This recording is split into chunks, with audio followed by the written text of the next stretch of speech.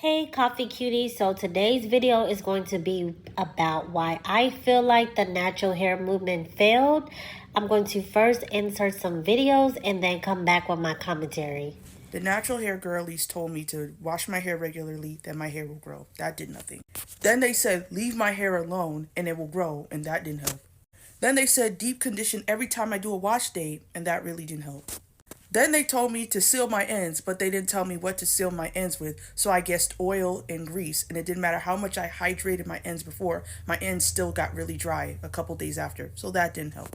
Then they told me just genetics, and that made me so discouraged because I guess I just didn't have the genetics to grow long, healthy hair. And then they said to know my porosity and then didn't educate me on what porosity is. No matter how many videos I watched and tried, it took a long time to figure out what porosity was. It took 6 years to figure out how to grow my hair. Okay, coffee cuties, so we have a lot to discuss. So before I get into the failure of the natural hair movement, I'm going to give a little bit of background. So it may have started more in the 2010s, early 2010s, but when it really took off, it was around like 2015 to 2018. It was impossible for you as a black girl to open up YouTube and not see some type of video regarding your hair, and in particular, like I said before, your natural hair. So that was around the peak, but it originally started so that black women, and particularly with 4C hair, could learn how to embrace their natural hair and beauty as well by teaching them how to actually grow their hair. That was the overall message initially, but now I'm going to get into why I feel like it took a downward spiral in the recent years. I'm going to start with number one. I'm going to start with type 3 hair. Type 3 hair is pretty much well known more on biracial or mixed race women. That is the primary group of individuals who have that hair texture.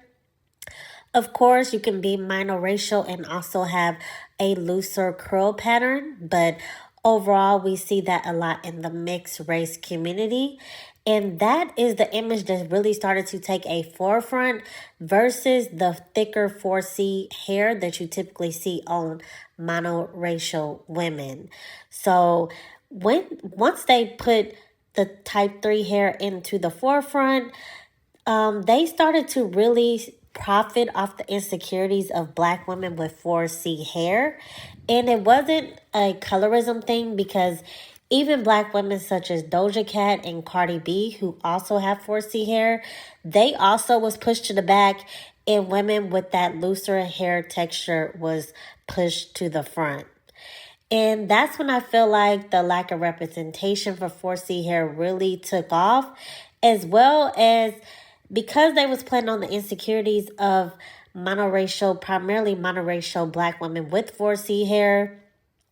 They started to really push products very heavily, and it honestly became product overload, all in the hopes to achieve this looser, curly hair texture that is not really how 4C hair is meant to look.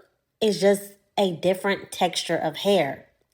So that brings me to my next point of it started to become too time consuming for a lot of women because again, you're trying to manipulate your curl pattern into something that is not natural. So it's going to take sometimes up to 5, 6, 7 hours to get through your whole wash day, including the twisting, the braiding, the flexi rods, all the things that you have to do to manipulate your hair pattern just started to become way too time consuming for the everyday working black American woman in particular. Next, I'm going to move into my next point about why I feel like it failed. And I'm going to go with the hair police.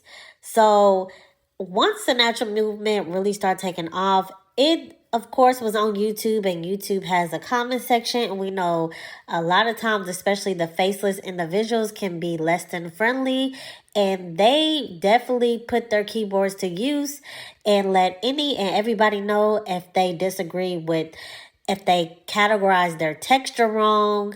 They also had a lot of rules that they felt like you had to follow. And if they felt like, for example, you wasn't washing your hair right, twisting it, you wasn't using the right products, they had no problem letting you know how to wear your own hair. Another thing that the hair police was really big on is heat damage. Anytime a natural girl wanted to straighten her hair or just blow dry her hair just to get a different look, get a looser, whether it's blow drying, just kind of stretch the hair police was up front and center in the comment section, letting you know why heat is bad for our hair, why you shouldn't be using heat at all, why if you use heat, you're not a real natural, etc. So the hair police just kind of started to make it not fun anymore. It just made the overall experience bad. And it also made women feel like they could not have any versatility when it comes to styling their hair. Next, I'm going to get into another big thing that started to take off, which is the hair chart. A lot of people felt like the hair chart was actually a little racist because they started with type 1 hair, which is traditionally known to be on the European white woman, and they ended it with type 4C hair, which is again the hair type that is typical for monoracial black women.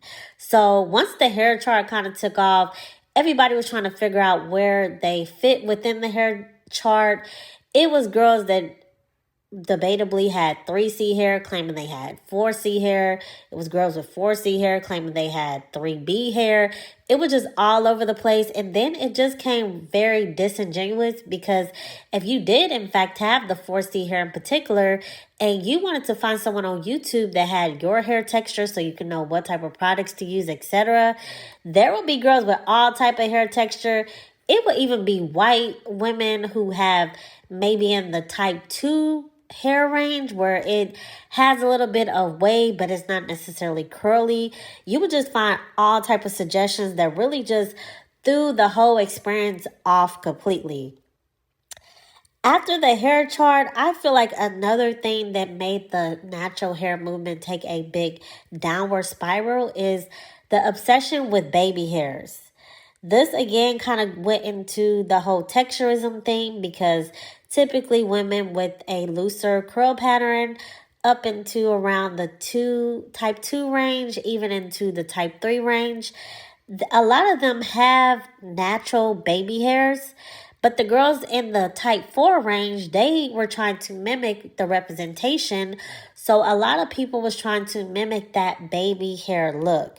Some girls went as far as perming their edges to appear to have baby hairs, which is absolutely ridiculous. Also, some girls went as far as tattooing baby hairs on their head. It just started to really take away from the original message of embracing and loving yourself in your natural state. Next, another thing that really played a factor is the debate between what is good hair and what is nappy hair. So this is all kind of going back into texturism. That is probably the biggest issue within the natural hair movement overall. Is definitely the good hair versus quote unquote bad hair debate. And I personally feel like it kind of depends on where you grew up as well, because I'm from the Midwest initially, and natural hair was pretty well embraced because I feel like we have a good mixture of individuals. But now I actually live down south, and I feel like some people, maybe family members of yours or people that are in your church, family, etc., that may be a little bit older, they still have not fully embraced the natural hair movement. So they may make comments such as like, why didn't you comb your hair before this event? They may just make overall comments about, oh, you need to press your hair, like you need to straighten it. They may just flat out tell you they don't like your hair, etc. And they also always have this undertone of your hair is unkept or undone. So I definitely feel like location is going to play a big factor as to how you are perceived with your natural hair. So again, the good hair versus bad hair debate that has been going on for arguably since slavery, when it comes to the black women who are the daughters of the slave master versus the monoracial black women, the looser hair textures, etc. That is still very prevalent, unfortunately, in the natural hair movement. Next, I'm going to go with length checks. So it started to really take off where girls were getting online. They even created a t-shirt line of through various brands that had different markings to show where your hair lied when it compares to your back. So for example, you can have neck length hair, mid bra strap hair, all type of things. It was like you see on the screen, it would just dip various lines to tell you where you fall. And that became a big conversation within the community, is how long is your hair? How long can you grow your hair, etc. And it made a lot of girls with 4C hair feel inferior, feel like they wasn't doing the whole process right, etc.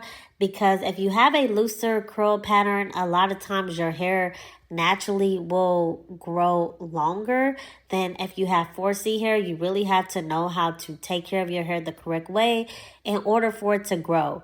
Now, I'm not saying 4C hair or type 4 hair in general cannot grow, because there's plenty of examples on YouTube of girls with 4C hair and their hair is to their waist and sometimes even lower. But you just have to really know what you're doing in order to get it to that stage.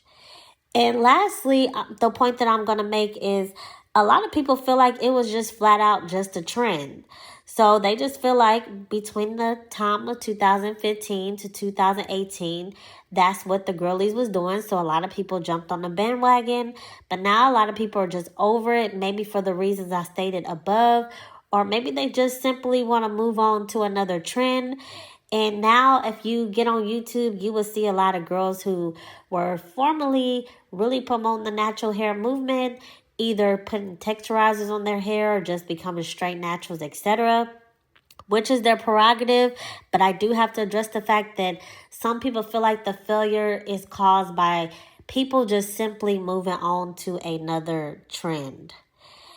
But in conclusion, I won't necessarily say that it's a complete failure, but I do feel like it needs a rebirth, and it needs to include all types of hair textures so that people can feel like their hair texture is represented properly.